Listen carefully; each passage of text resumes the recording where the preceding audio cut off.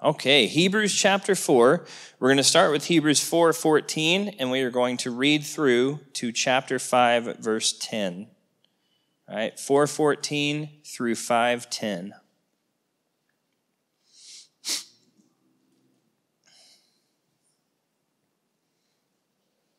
Anybody remember what we talked about last week?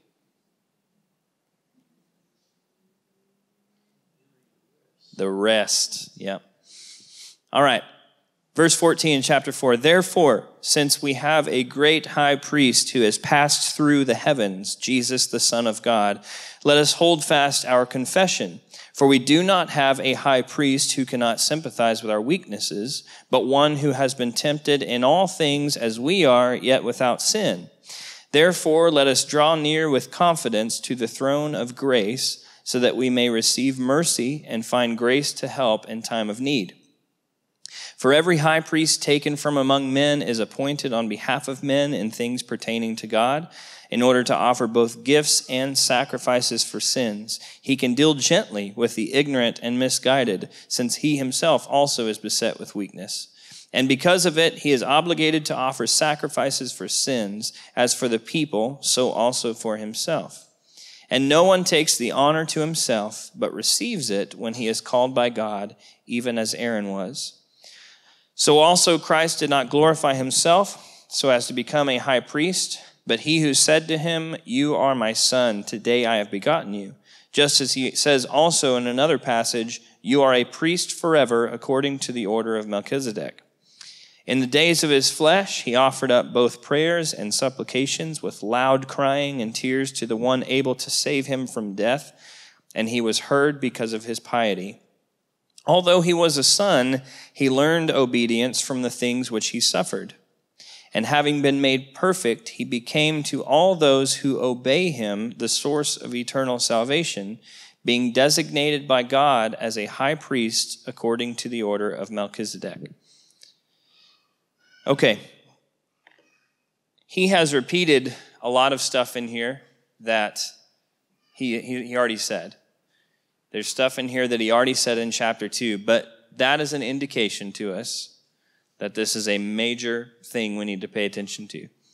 If it's being repeated, it's almost repeated verbatim, what he said a couple chapters ago. This is something that we need to be paying attention to. The main highlighted point of tonight is Jesus is our high priest. We've already talked about that a little bit a couple chapters ago, but we didn't really do a whole study on it. But everything we just read is this: Jesus is our high priest. And he's even more than that, and we're going to see that as we go through this. But I want to start with verse 14. He says, "Therefore, since we have a great high priest who has passed through the heavens, Jesus, the Son of God, let us hold fast our confession." Okay, so he says, we have a great high priest. Who is our great high priest? Jesus. Okay, do you remember what the job of the high priest is? We talked about it a few weeks ago. Yep, the high priest once a year would go into the Holy of Holies and would make a sacrifice as atonement for the sins of the people. Not only for the sins of the people, but for the sins of him and his family, if he had one. All right? So this would happen once a year on the Day of Atonement. He would do this. And so now Jesus being our high priest, it says right here that he passed through the heavens. And I think that really this is creating a picture. It's starting to create a picture for us of how Jesus is as a high priest and how high priests were in the whole Old Testament. So high priests in the Old Testament, they would pass through the holy place and they would enter the Holy of Holies, okay? Jesus began on earth as a man and passed through the heavens and entered the presence of the Father and sat down at the right hand of the Father. So in the same way, he has done this. He's entered the very presence of God. And that was what the Holy of Holies was. It was basically where the presence of God was. And that's why they had to make sure they were clean when they went into this place. All right. Otherwise they might die. At least that was the story. So in the same way, Jesus has passed through the heavens and now he's seated at the right hand of the Father. So we're starting this parallel picture of Jesus as a high priest and the high priests of the Old Testament, under the Old Covenant. All right? So I'll say that one more time. Just as the high priest would pass through the holy place to enter the Holy of Holies, Jesus passed through the heavens and sat down at the right hand of the Father. Now verse 15. Well, actually, let me look at this. Verse 14. Let us hold fast our confession. Yeah, let us hold fast our confession. He says, since we have a high priest, let us hold fast our confession. Why? What does Jesus being our high priest have to do with us holding fast our confession? To hold fast means to maintain, to retain, to hold on to it, to make sure we don't lose it. What does Jesus being our high priest have to do with us holding fast our confession? First of all, what is our confession? And? What are the two things that the word tells us to confess? Jesus Christ is the Son of God, and God raised him from the dead. All right, we need to make sure we believe in our heart and confess with our mouth that Jesus Christ is the Son of God, and God raised him from the dead. All right? So that is our confession. Jesus Christ is the Son of God, God raised him from the dead. Also, you could throw in there Jesus Christ is King. That comes with the package, in my opinion. If you're going to confess that Jesus is the Son of God, you can't do that without confessing that he is King. So this confession is obviously, what did that do for us?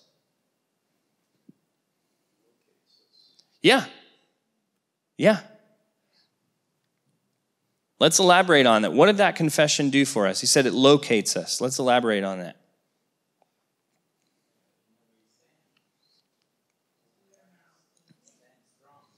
Exactly. Yeah. Okay, that's a good one. Now that we've talked about that a little bit, what does holding fast our confession have to do with Jesus being our high priest, or Jesus being our high priest? What does that have to do with us holding fast that confession? Why? Because it says since he is our high priest, let us hold fast our confession.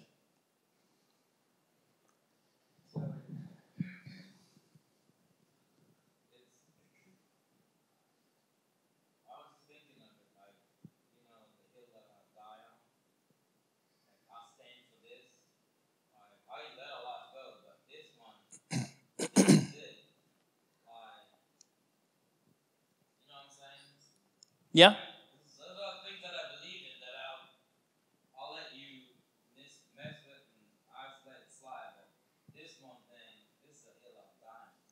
But there's a connection here.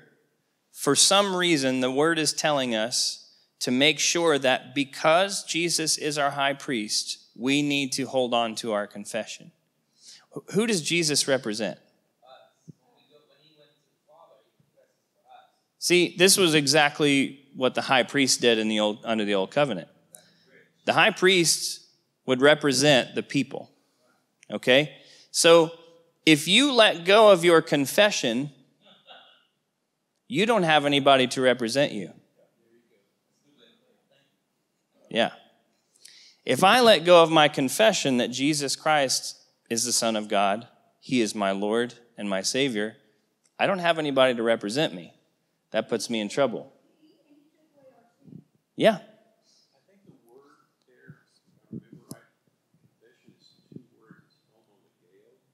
It means to be one with the word. Mm-hmm. We need to be speaking whatever he is, whoever he is. I agree that. He's the priest. Yeah. Whatever we're saying, he's our intercessor. Yeah. So, exactly. Yeah. We need to not just do it that one time, but continue to speak it. I agree with that.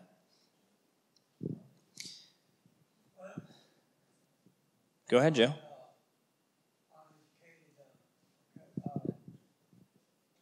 Don't disqualify yourself before you start saying anything. Well, it's we're with him, we stand with him, not just 100%, or 110%. There is no way that we're going to let go. And when we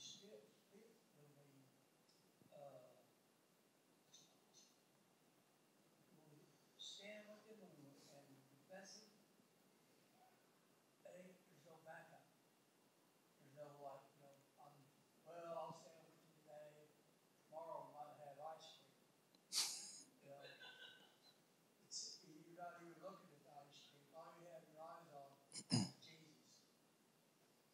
Yep. I agree. I'm going to have to tell my wife that. Jesus, not ice cream. You know, she's 7.5 months pregnant, so it's been a battle. It's been a battle. All right, so let us hold fast our confession since he is our high priest. If we don't hold fast that confession, hold on to that confession, it means practice it, not just with our speech, but also in our actions. We don't have anybody to represent us. Look at verse 15. For we do not have a high priest who cannot sympathize with our weaknesses. He's already said this before, right? But one who has been tempted in all things as we are, yet without sin. We talked about this whenever we looked over Hebrews chapter 2. Jesus did not experience every temptation that you and I experience, but he has experienced every kind of temptation. And this is going to sound a little bit weird, but we have to consider this because of what it means for us and how it can benefit us. If Jesus, I know this is really weird. You just need to let me say this whole thing, okay? Because this is going to really make sense for what we're talking about tonight. If Jesus experienced every kind of temptation, then that would have to include something like lust, right? But the thing is, it says that he experienced every kind of temptation, but he didn't sin. Okay? First of all, I want us to understand that temptation is not sin. I think that I was raised to kind of believe that if you're tempted, you're in sin. But temptation is not sin because Jesus was tempted but didn't sin. Okay? Temptation is not sin. If you're being tempted, I'm not going to say it's okay that you're being tempted. It's not okay you're being tempted, but it's not really your decision at this point. You're being tempted. It's the same as Adam and Eve in the garden being tempted by the enemy. He was the one doing it. Okay? He was the one doing the tempting. They were just being tempted. All right? But they didn't have to give in and go ahead and disobey and sin. Same thing applies to us whenever you and I are in a situation where we're being tempted. We don't have to go through with it. And if we don't have to walk away feeling ashamed that we were tempted. All right?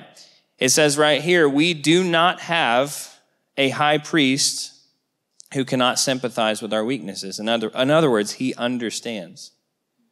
He understands.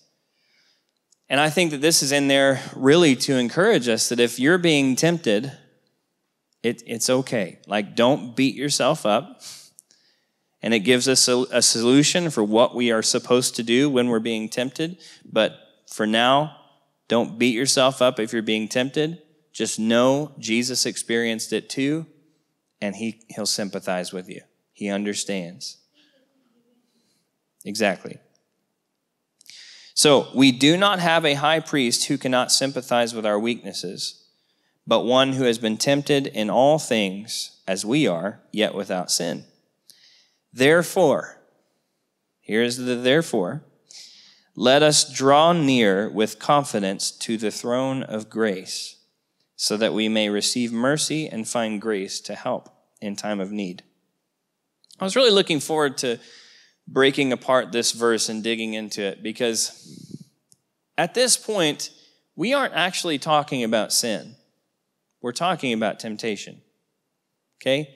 The verse right before this is talking about temptation. And whenever it says weaknesses, someone who can sympathize with our weaknesses, this is like, what are you weak toward? What weaknesses do you have? In other words, what could you be tempted by? Those are your weaknesses. That's what we're talking about if you just take into account the context. What could you be tempted by? Some people might be tempted by lust. Some people might be tempted by food. You might be tempted by money, okay? Other people might not be tempted by money. In other words, it's not really a weakness for them. Food may not be a weakness for somebody. Lust may not be a weakness for somebody, okay? So Jesus he's able to sympathize with our weaknesses. In other words, what are we susceptible to? What are we going to tend to be tempted to do or to say or to think? He can sympathize with those things. But I want to make sure that we're clear that this is talking about temptation, okay? And there's a reason for this. I'm not saying that if you're in sin, you can't go before the throne of grace. there's a point that I want to make here. What I'm saying is that this is saying that if you're being tempted, you can go before the throne of grace. Okay? There's a reason for this. Let us draw near with confidence to the throne of grace. Everyone say confidence. This means free and fearless, joyful courage. Free and fearless, joyful courage. If I'm being tempted, I can go before the throne free and fearless, joyful and courageous. All right, what does that look like? If I'm going before the throne, free, fearless, joyful, and courageous, am I going, I'm sorry? No. Free, fearless, joyful, and courageous, I'm like, Jesus, you said I could come before you, so I'm here. I'm not afraid. I don't feel like I'm tied down to this thing. That's why I'm here. I'm here because I feel like I can escape this and I need help. That's what this is saying. You go before the throne of grace when you're being tempted. Don't wait until you've sinned to go before the throne of grace. Because how do we hold fast our confession if we wait until we sin to go before God's throne? How does our faith continue to grow if we wait until we've given in to temptation and then we sin to go before God's throne? Really, he's saying, as soon as you're being tempted, come to me so I can help you out of this thing. All right? The difficulty is that most of us, when we're being tempted, we're not really thinking about the throne of grace. We're thinking about whatever we're being tempted by. But if you've ever been, I've done this before, if you've ever been in this position where you are tempted and you decide, I'm going to go before the throne of grace, it's like all of a sudden you're not tempted anymore. What does that mean to go before the throne of grace? Does that mean that I have an out-of-body experience? I think it's just as simple as, hey, Jesus, I need help. That's it right there. Just these few simple words, I need help. Jesus, I need you to help me. And there it is. All right? It's as simple that I went before the throne of grace. Now, what's so special about it being the throne of mercy and grace? I want to talk about this for just a second. I'm sorry, gentlemen, I haven't answered your questions. I want to finish this thought so I don't lose it, okay?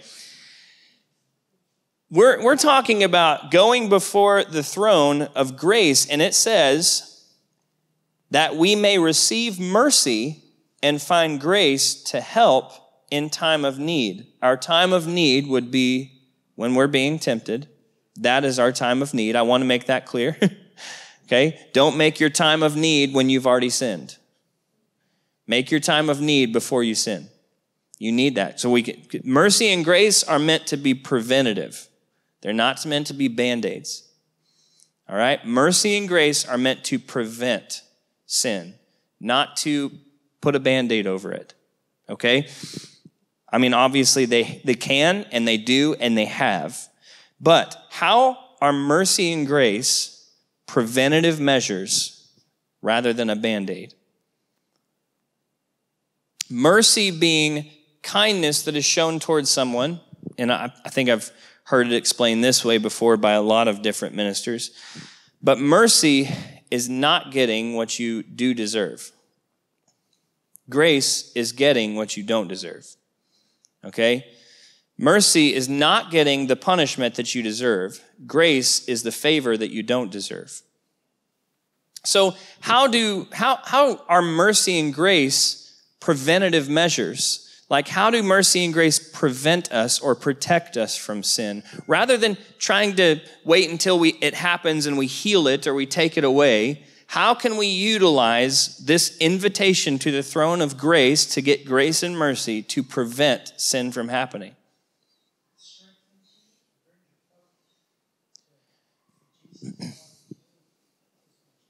Yeah?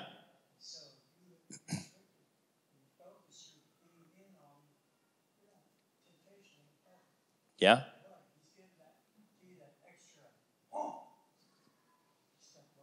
Yeah? I like where this is going. I think grace is not just receiving what we don't deserve, it is also Yeah. The presence of God that empowers us to overcome. Yeah.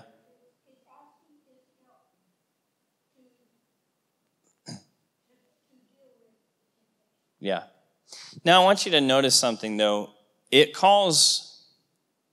says that we're going to approach the throne of grace, right? It doesn't say we're approaching the throne of mercy and grace.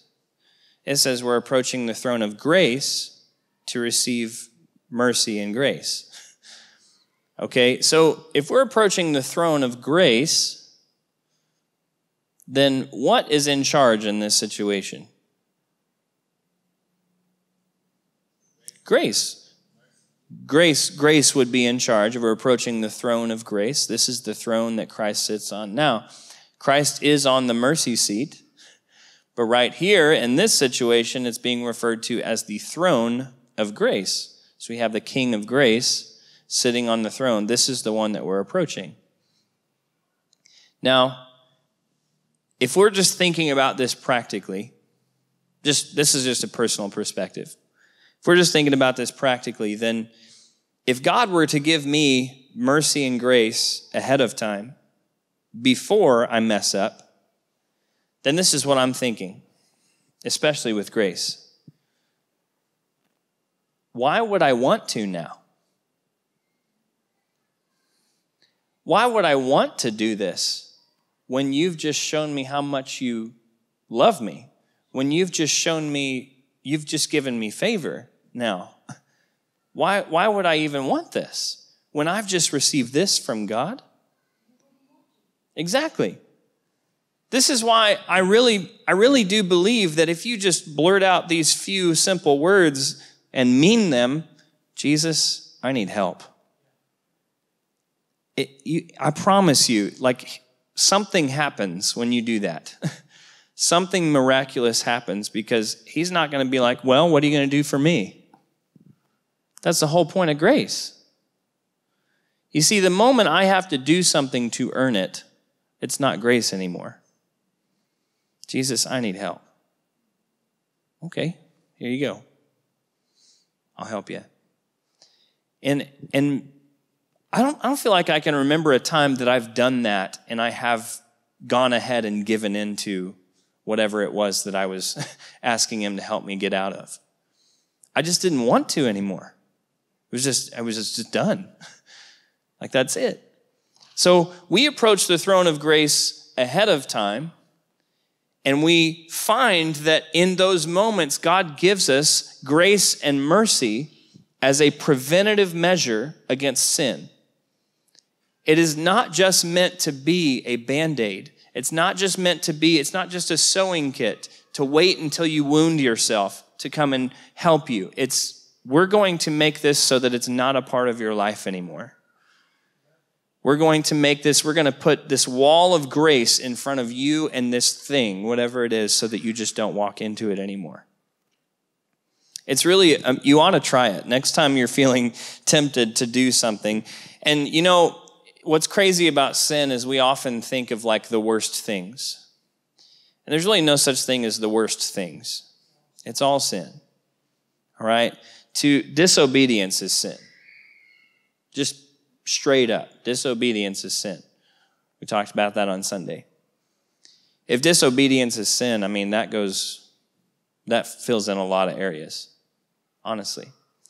Now, we have talked before, and we're going to talk about it again tonight, unintentional sin. This isn't accidental sin.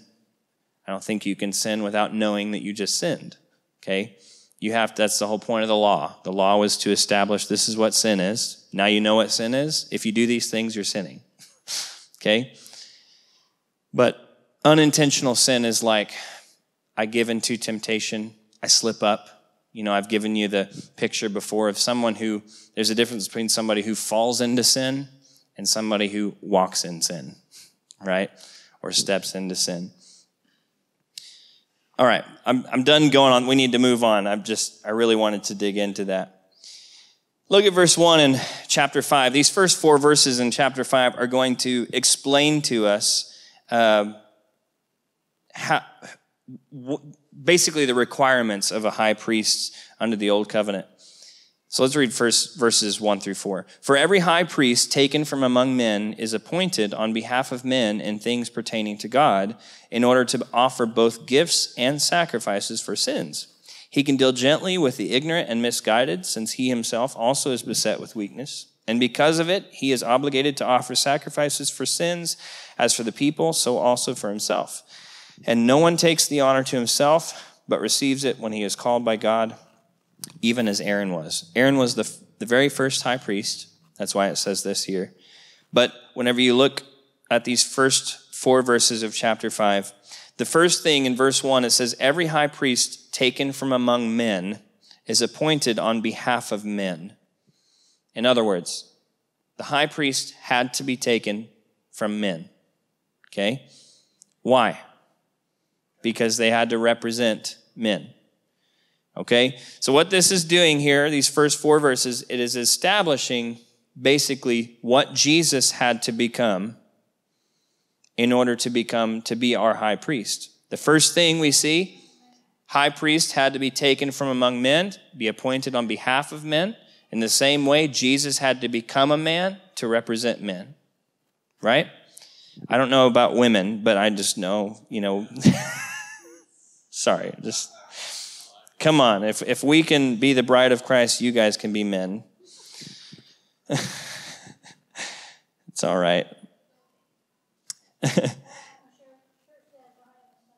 There you go. For every high priest taken from among men is appointed on behalf of men in things pertaining to God, in order to offer both gifts and sacrifice for sins. And then it says he can deal gently with the ignorant and misguided. Why? Because he himself is also beset with weakness. Ignorant and misguided. This is referring to unintentional sin. Okay? In both cases, ignorant and misguided, both referring to unintentional sin. In other words, it's like, I am going after God, but I was tempted and I fell. That's unintentional sin. But I'm still going after God. Okay? Now, you can't just make that excuse every single time. Well, it was unintentional. Oops. No. It's... The way you know, I think I said this before when we talked about it before, but the way you know if it was unintentional is how you feel afterwards. Are you convicted? Do you feel that guilt, that weight of the sin? Do you want to get rid of it? It makes you sick. You're like, I got to get past this. That's how you know.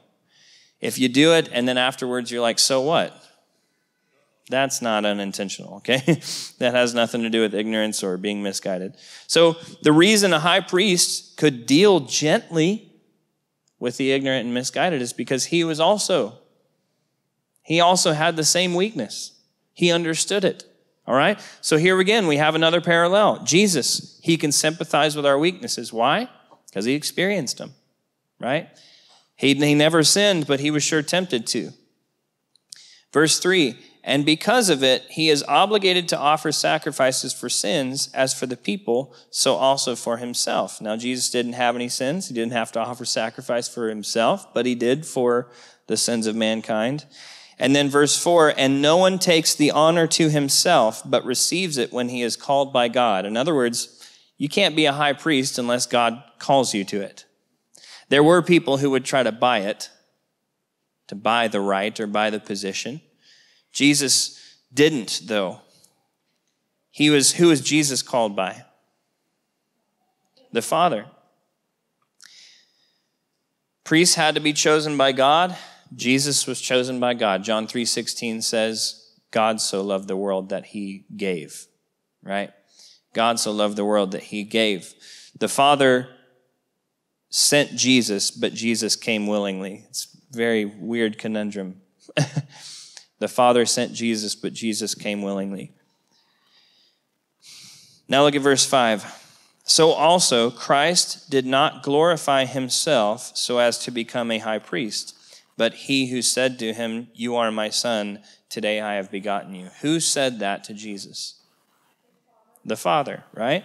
So the Father, it says, Christ didn't glorify himself to become a high priest. The Father did. The Father glorified Christ to become a high priest. The word glorify means to exalt to a glorious rank. All right? When was Jesus glorified? After the cross, actually. When was Jesus glorified? Yep. Whenever he was seated next to at the right hand of the Father and received the name that is above every name. What is that name? Christ, right? It's a name, it's a title. I've heard people get super religious about it and be like, that's not a name, it's a title. Well, it calls it a name above all names. So Jesus Christ, that is his full name now because that is who he is and where he sits. Okay? That is not just his name, but it is also significant of his authority. So the Father glorified Jesus. Jesus Christ gave him that title. Christ basically it means anointed one, but the anointed one is the king, all right? And then verse 6, just as he says also in another passage, you are a priest forever according to the order of Melchizedek. This is the first mention of Melchizedek in Hebrews. And it's so interesting. There's actually almost an entire chapter that we're going to get to in a couple weeks on Melchizedek, but I want to give you just a little bit of background so that we understand what he's getting at here. First of all, whenever it says you are a priest forever, who is he talking about still? Jesus. You are a priest forever according to the order of Melchizedek. According to the order, or according to the order of, means to follow in the same fashion. Okay? To follow in the same fashion or style. So in other words, according to the order of Melchizedek means that Jesus is a priest forever, following in the same fashion as Melchizedek. Now, who is Melchizedek? Melchizedek is first mentioned in Genesis 14, I think it is. And he is called the king. It's Salem, but it's pronounced Solemn, okay? And it means peace. King of Solemn, peace. That's what Solemn means. Almost shalom, but solemn, okay? Now, as the king of Solemn, he is the king of peace, but his name, Melchizedek, means king of righteousness. So we have the king of righteousness, king of peace, is Melchizedek. And Melchizedek was a priest. So we have the priest king of righteousness and peace. Now, obviously, Melchizedek was not a king. Okay, he was a priest. But his name, his position, whenever I say he was not a king, I don't mean he wasn't a king. I mean he wasn't the king, not a king like Jesus. So Melchizedek was a priest, but in name, he was a king of righteousness, in position, a king of Solemn. Okay. So if Jesus is following in the same fashion as Melchizedek, then we have a high priest, king of righteousness and peace. Okay? Are you seeing where I'm going with this? We have a high priest, king of righteousness and peace. Now, look with me at chapter 7, just real quick. We're just going to read verses 1 and 2. This is actually, this entire chapter talks about Melchizedek's priesthood and how it is like Jesus Christ. But just look at verses 1 and 2 in chapter 7. For this Melchizedek, king of Salem, priest of the Most High God, who met Abraham as he was returning from the slaughter of the kings and blessed him, to whom also Abraham apportioned a 10th part of all the spoils, was first of all, by the translation of his name, King of Righteousness, and then also King of Salem, which is King of Peace. So there it is. Okay? You didn't even have to look up, get into your concordance to find that one. It's just right there. So by name, he's the King of Righteousness. By position, he's the King of Peace. Jesus being like Melchizedek in the way that he was a priest, a king of righteousness, a king of peace. And I just like to call Jesus Christ the king priest of righteousness and peace. Okay. King, well, actually, he says you're a priest forever. So you could say he's the eternal king priest of peace and righteousness, or righteousness and peace. Now look at verse 7 in chapter 5. In the days of his flesh, he offered up both prayers and supplications with loud crying and tears to the one able to save him from death, and he was heard because of his piety. What situation is this referring to? Gethsemane. It says that he was offering up prayers and supplications with loud crying and tears to the one able to save him from death. This is the one time, at least that we know is recorded, probably the only time, that Jesus actually asked God to save him. He asked the Father to save him. Now, it says that he was heard, but he still died. Now you could say, well, God rose him from the dead, though. So he did, no, he still had to experience death. God didn't save him from death. Definitely resurrected him, but he still went through death. God, the Father, did not do what Jesus asked. Let me just say it that way. The Father did not do what Jesus asked. Jesus asked, hey, can I just not go through with this? That would be great. Because even if Jesus knew, hey, I'm going to be resurrected later anyway, if you knew that you were going to be resurrected after all that, would you be like, yeah, I'm okay with going through all that? No, there's no way. So the Father did not do what Jesus asked, but it says he was heard. What do you make of that? I don't think we can fully grasp what Jesus did. Not until one of us starts sweating blood, I don't think. He's going to be resurrected to go through that. Exactly. Not sin. Yep. So, because we are talking about more than just physical pain and punishment. And he also went to hell. Yeah. He went through all of it. Stuff that we will never have to experience. Are you just stretching or? Okay. Just want to make sure.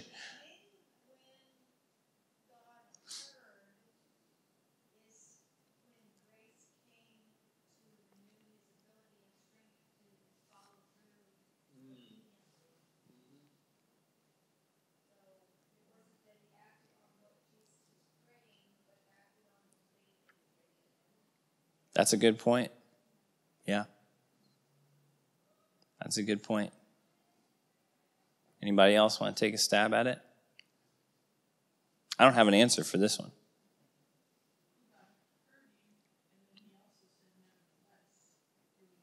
There we go.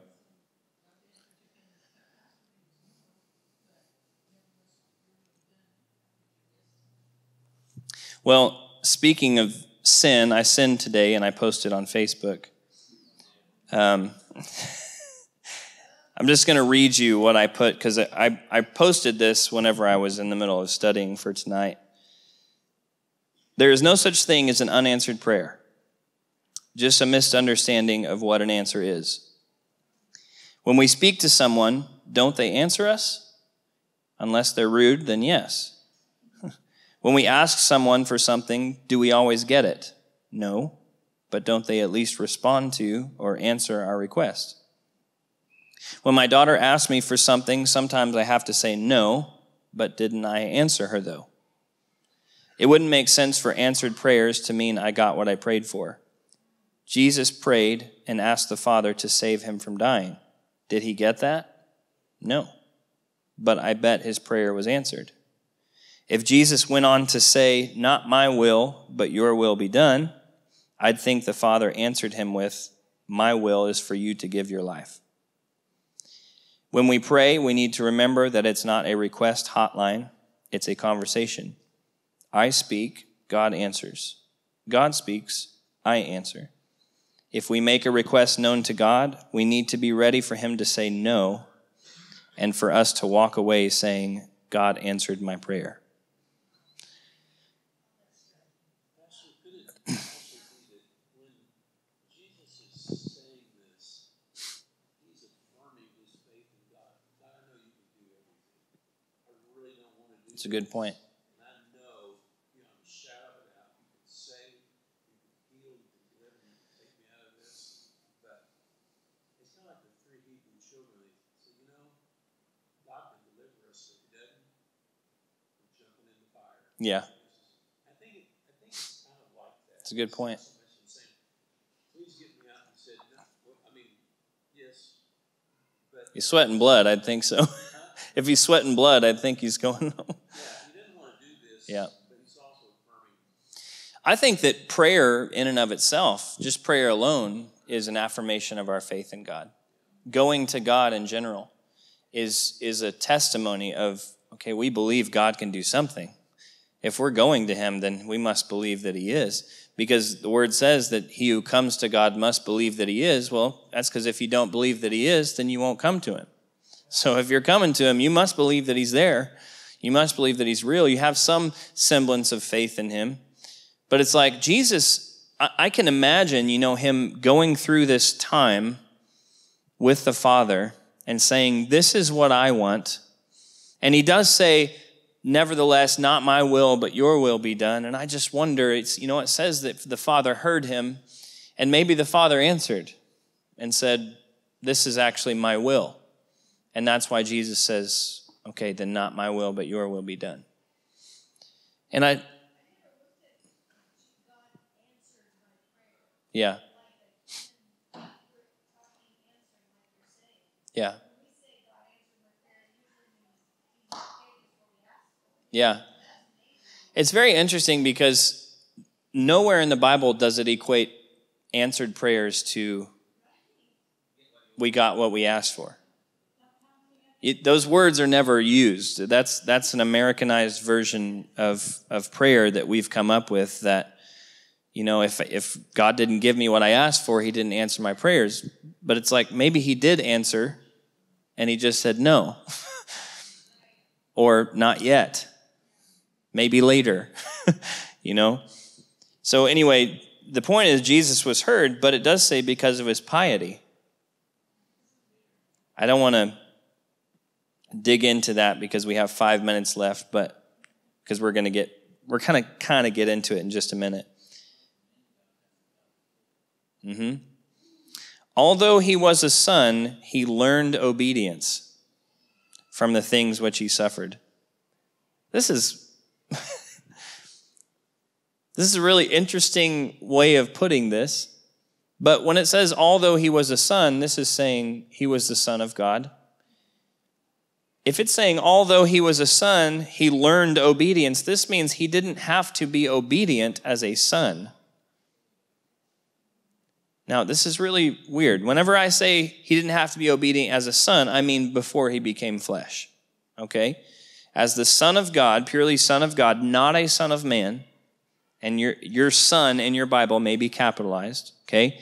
As the Son of God, before He became flesh, He didn't have to obey because He just was. Okay? He and the Father were so in union with each other.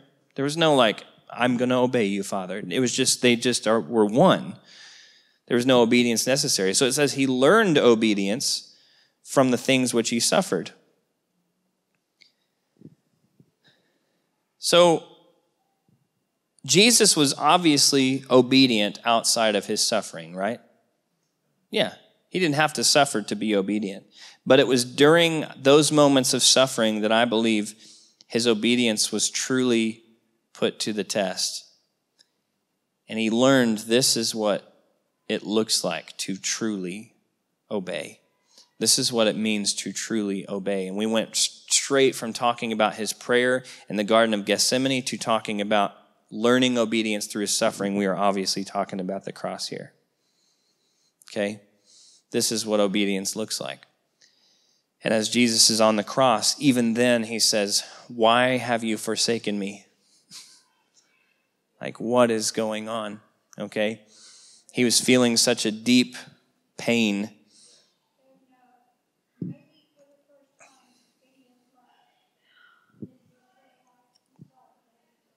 Yeah.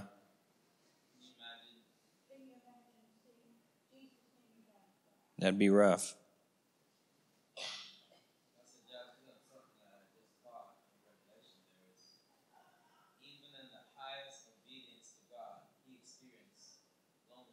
Yep.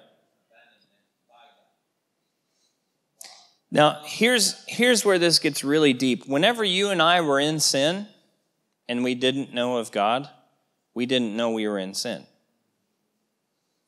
Jesus has known from the beginning he does not belong in sin. And yet now it's all over him. And so he's totally aware of where he is at and the fact that he should not be there. He is in the complete opposite spectrum from where he was to begin with. This is why he's saying, why have you forsaken me? He's like, this is a lot. And it's something that you and I never had to experience. You and I were not born out of sin. We were born into sin. Jesus was not in sin to begin with, and yet now it's all over him. It's in him. It's on him. And so he's feeling this massive feeling of separation, not just from God, but from who he is. It's massive. Go ahead. And the obedient suffering that he's doing is going somewhere.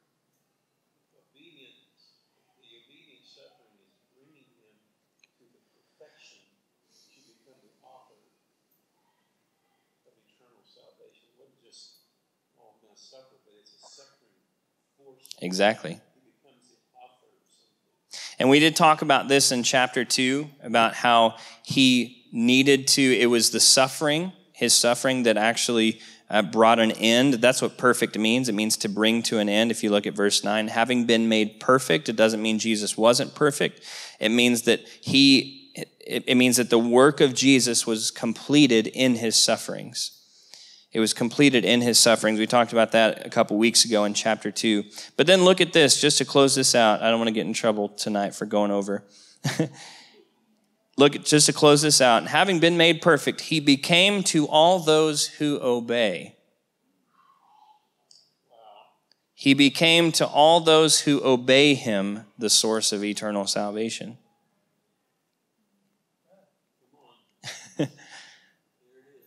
He became to all those who obey him the source of eternal salvation. If Jesus had to obey,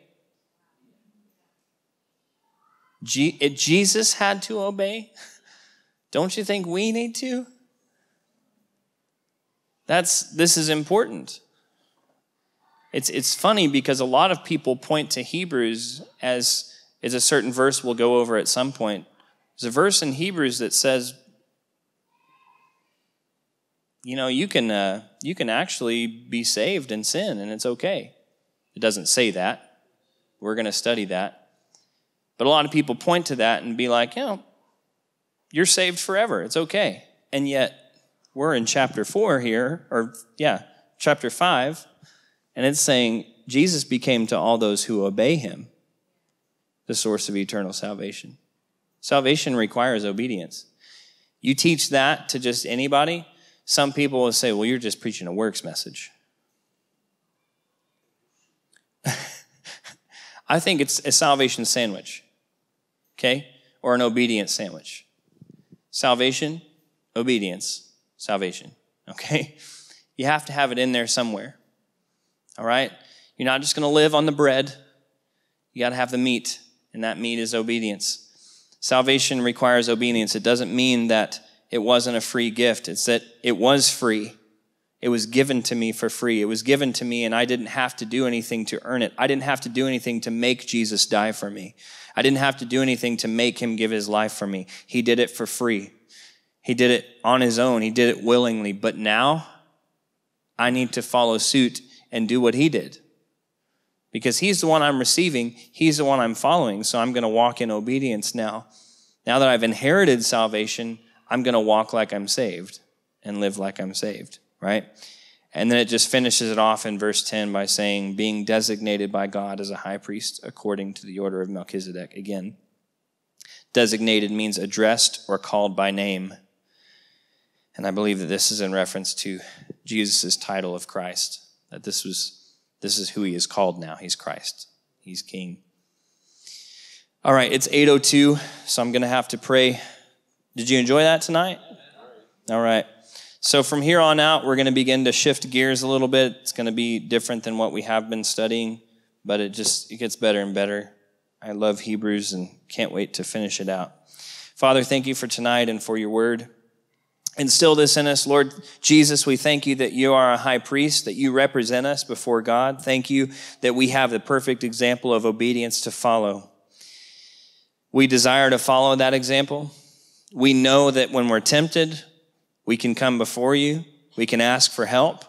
We can have mercy and grace that you offer for free to help us whenever we need it. Lord, that's our desire, not just because we want to be a people of performance, but because we want to love you. We want to love you, we want to walk after you, and we want to be like you. So help us, Jesus. We love you. Make this permanent in us. Set it in like concrete. In Jesus' name, amen.